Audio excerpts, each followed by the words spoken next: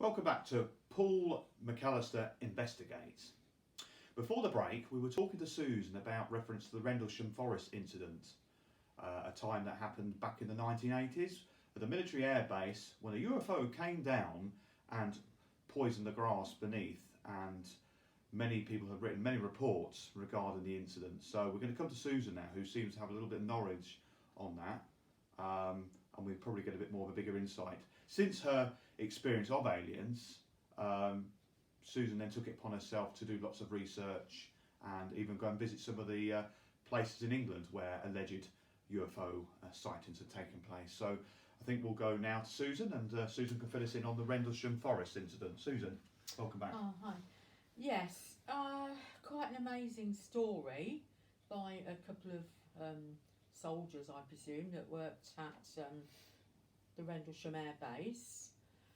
Yeah, it seems like one night when they were on duty, on guard, that this light sort of came down between the trees, and they sort of wondered what it was and went over and could see some sort of vehicle type craft with some sort of pretty coloured lights on it.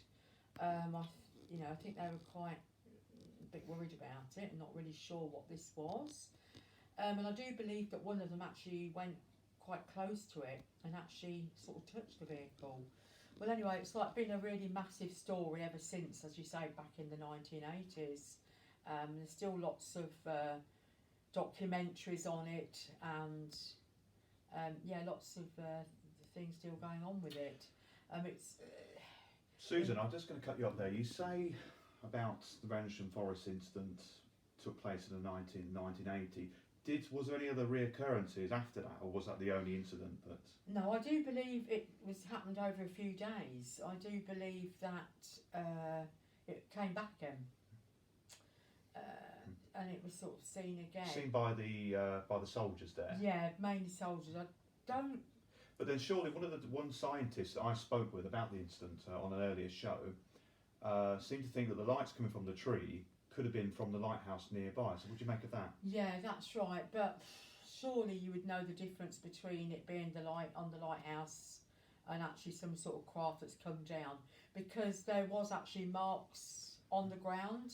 Could they not been made by? Could they not been made by pyrotechnicians? Well, I don't see how they could have been, because they stood there watching it. I mean, they saw this light come down and this craft. How could all of a sudden that have been made? So unless the whole thing is a fake, then obviously got the imprint of where the vehicle was, and they have gone over it with sort of like metal detector type things, and they've picked up a magnetic fieldy type thing. So I'm aware. I have read some of the reports that were written by the military there, and they one gentleman, obviously can't mention him for obvious reasons, explained that the reports had been doctored in some way, and a lot of sentences that were written within the report were actually deleted from it, and one particular man in question did actually turn round to his sergeant and said to him, "This isn't the report I wrote." So what do you make of that? Do you know who that actually was, though? Well, for obvious reasons, I cannot name them on this show, I'm afraid. Right, okay. I think you're always going to get this sort of thing, though, when there's something like this going on. I mean, there's been other incidences, hasn't there, out in America, Roswell, Area 51. But, you've got people saying, oh, yes, this definitely happened, and others saying it didn't. So, do you believe that? I don't know. I wouldn't know if a report was wrong. This is only what people are saying. But, for those two soldiers to see that, would they really imagine that or make it up? Because they would have been minding their own business on duty that night.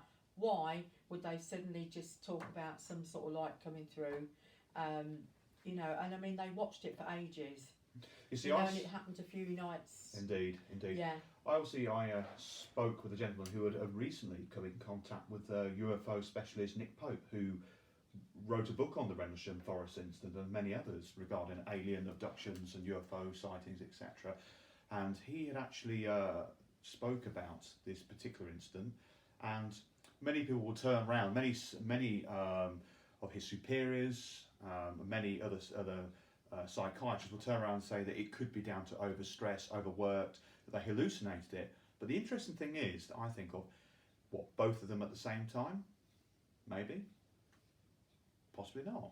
So we'll take on that, I think. So yes, people do get overstressed, people do get overworked, but for them to both synchronise at the same time, to see the same object, describe it to themselves without even communicating between one another, what do you make of that? To say it's all exactly the same thing. So well, this is it. If it was one person on their own, you could say, oh, they're just making it up to make books or to make money from it. But when two people see it, I just think it's just such an interesting thing, and I can't believe it's fake, really. The only thing I did find a bit strange, in reality, if this really did happen and this craft did come down, why would you touch it? Irene, you've obviously sat back and heard what Susan's saying, obviously. Yes, I did, yeah. So what do you make of the forest incident, that happened in Suffolk? Yes, I do remember it, and it was so exciting to people.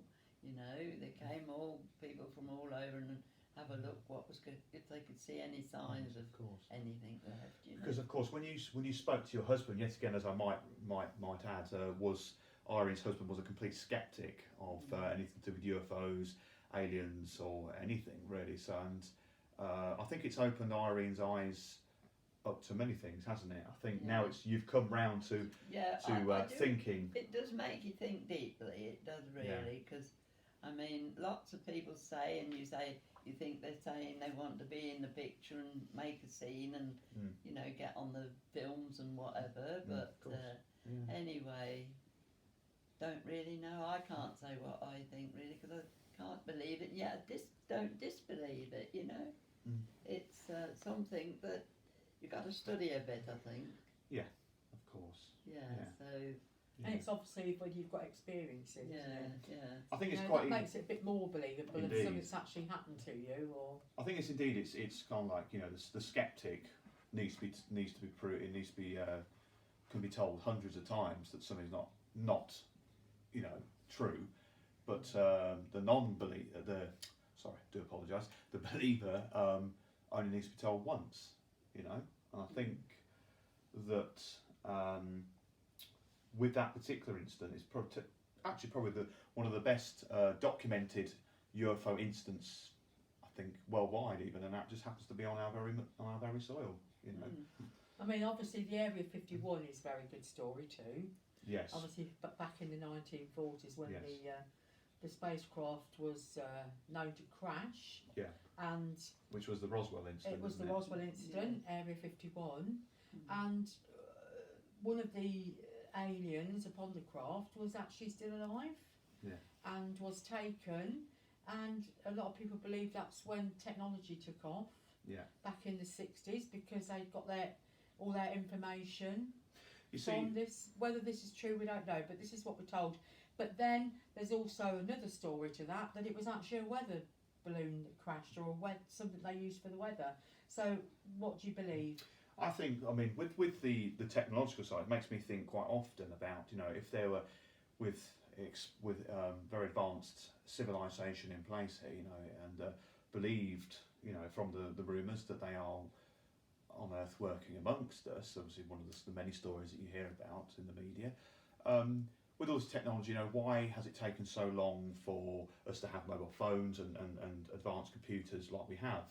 But then I had a theory on that, and I don't know if you share the same with me, that surely that we would need to take things one step at a time. Otherwise, if you go back to the 1940s, 1950s, and suddenly we have mobile phones, I think it would create a panic. Where's all this technology come through? So do you believe that possibly we've had it introduced us a little at a time, as not to kind of shock the public in some way? And then, of course, I want to come to, why is everything secret? Why haven't things come to light? I'd like to ask you that, Susan. Yeah, well, I really do. It all fits in quite well, doesn't it? The fact that this craft was supposed to crash in like the Roswell, Area 51. How, when I think back, so obviously I was born in 1958, and so I grew up in the 60s and 70s, etc.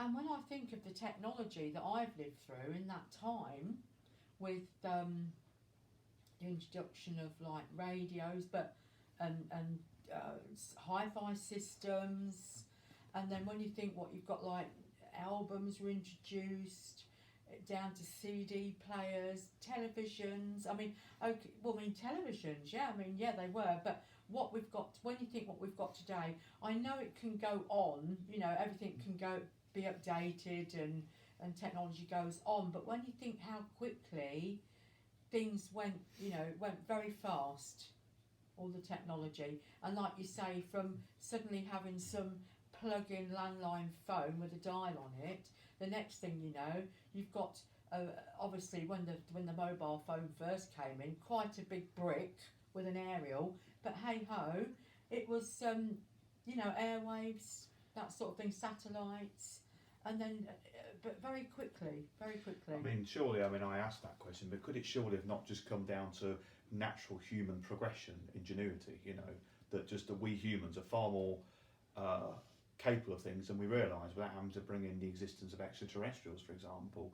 You know, on the flip side, you know, we did have a burst in technology, but who knows? I don't think we'll ever really know the truth, will we?